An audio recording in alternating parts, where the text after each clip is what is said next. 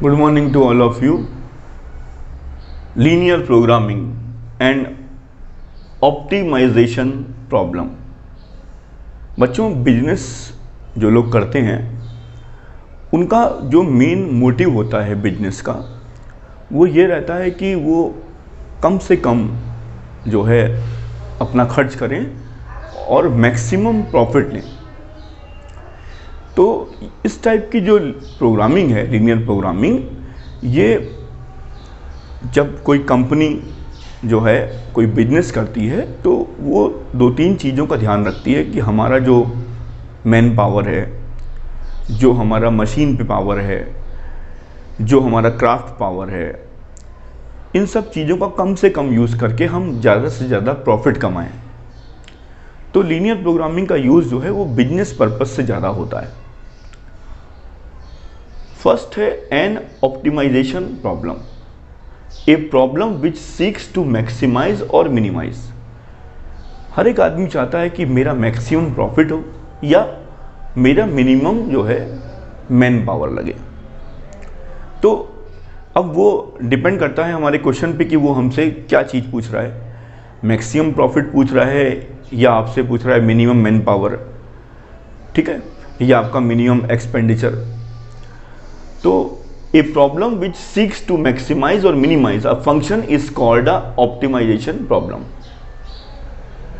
N optimization problem में involve maximization of profit, production etcetera और minimization of cost from available resources. कम से कम हमारा खर्च हो और ज़्यादा से ज़्यादा प्रॉफिट हो, उस सेंस को an optimization problem. Second point, a linear programming problem, it deals with the optimisation.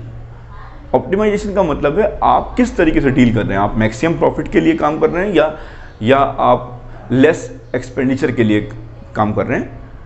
तो it deals with the optimization maximum और minimum of a linear function of two variables से X and Y, known as objective function, subject to the conditions that the variables are non-negative and satisfy a set of linear inequalities called linear constants.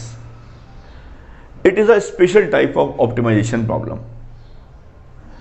जैसे मान लीजिए हमारा कोई optimisation, कोई objective function है, मान लीजिए हमारा z equal to 3x plus 4y। तो x और y जो हैं ये आपके नॉन निगेटिव होने चाहिए। ऑब्जेक्टिव फंक्शन, लीनियर फंक्शन, ये आपका z क्या है। अब आपको क्वेश्चन में देखना है कि ये z मैक्सिमाइज के लिए पूछा गया है या minimize. Where a and b are constants which has to be maximized और minimized is called a linear objective function. This is a linear objective function. ये आपका लीनियर ऑब्जेक्टिव फंक्शन है।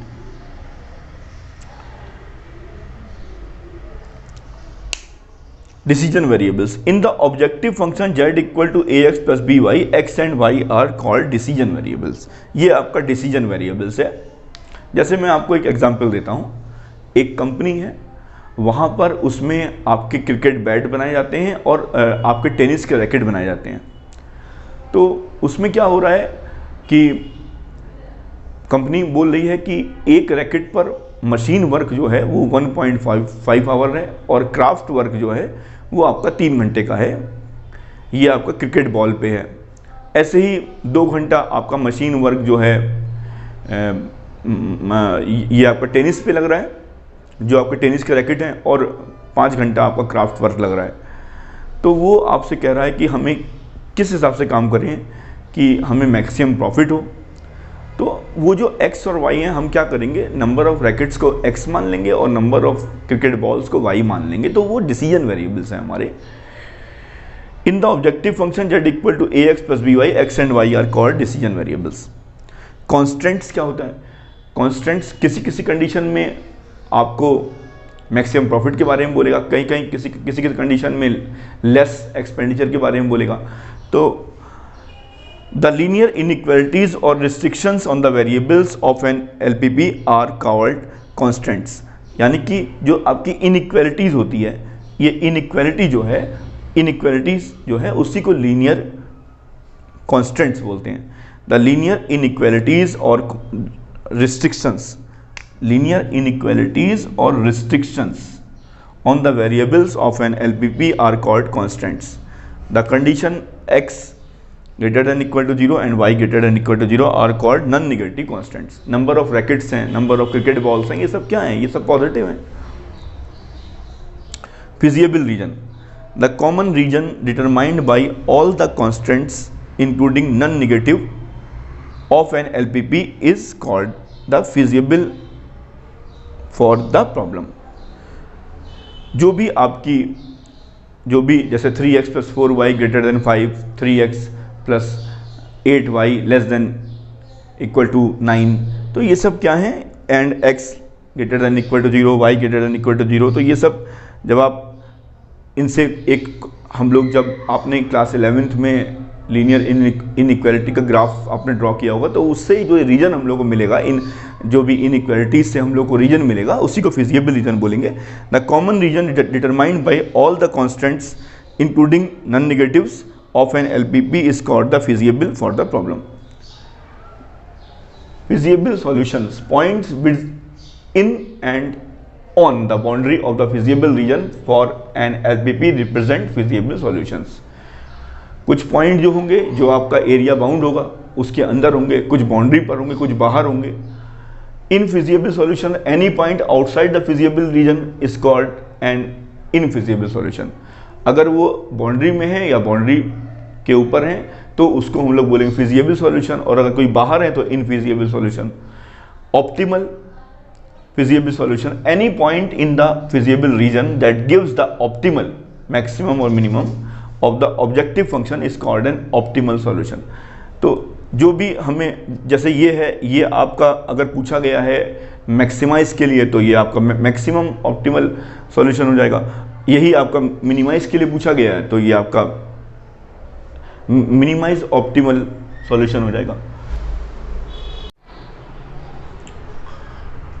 Second part, theorem 1, let R be the feasible region, convex polygon।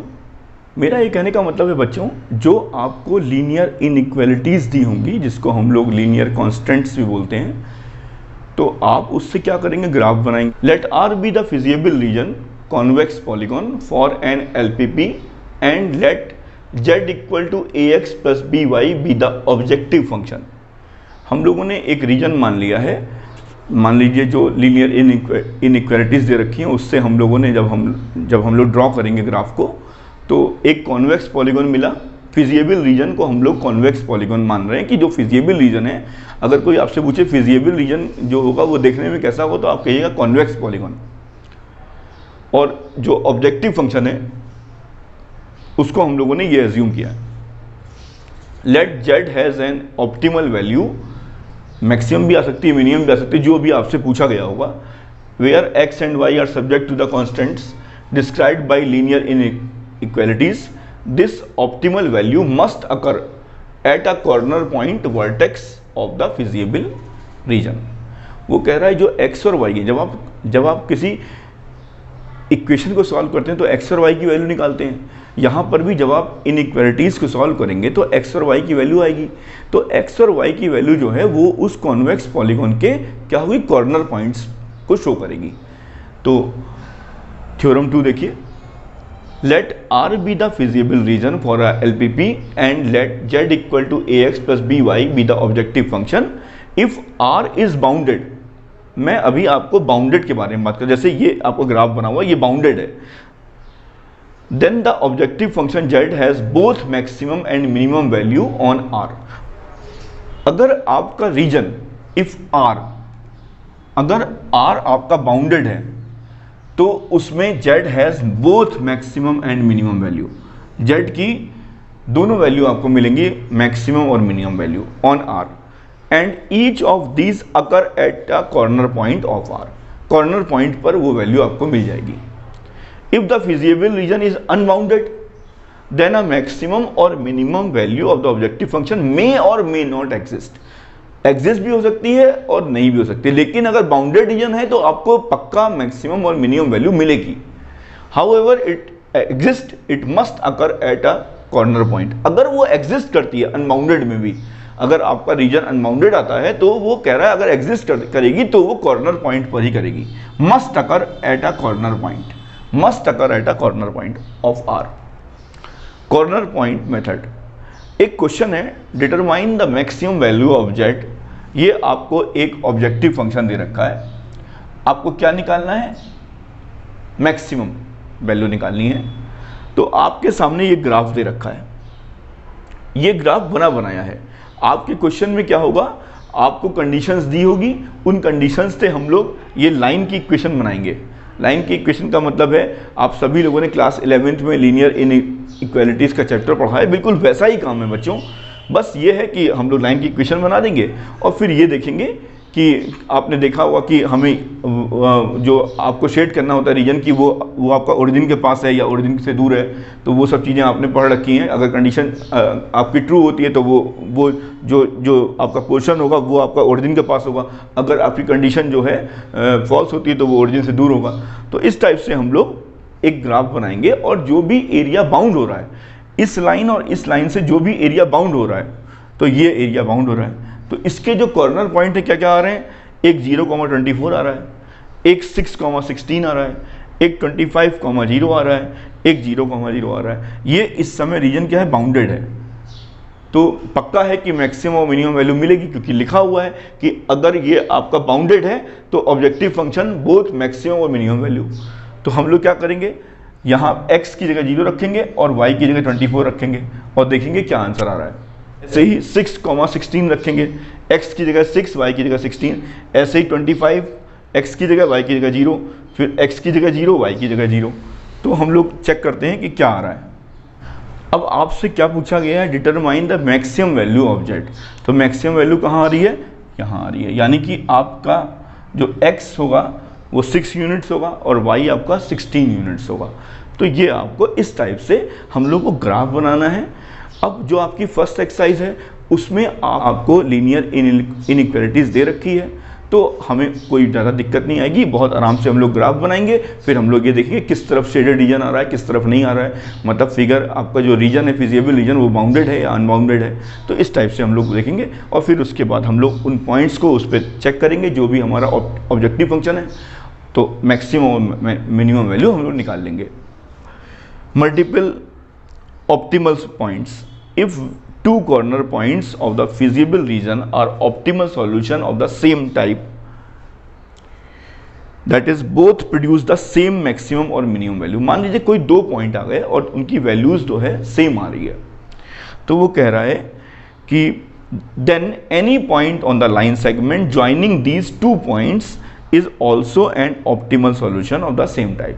अगर मान लीजिए by chance 6,16 पे भी 112 आ गया और मान लीजिए 9,16 पे भी 112 आ गया, तो वो दोनों पॉइंट्स ही हमारे आंसर होंगे. लिखा हुआ है कि देन एनी पॉइंट, कोई भी पॉइंट हो सकता है on the line segment joining these two points is also an optimal solution of the same type. अगर ऐसी कोई सिचुएशन आती है. Thank you.